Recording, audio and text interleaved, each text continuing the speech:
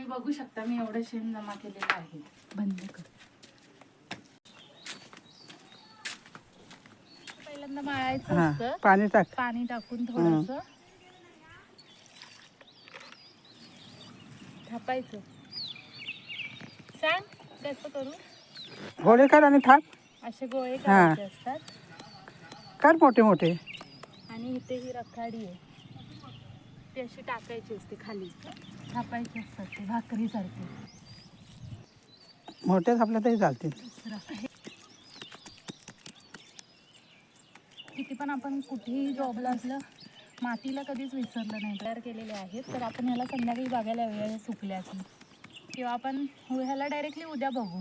किती दिवस लागतात सुकायला? ते लागतात 4-5 दिवस. ह्याला 4-5 दिवस लागतील सुकायला. म्हणजे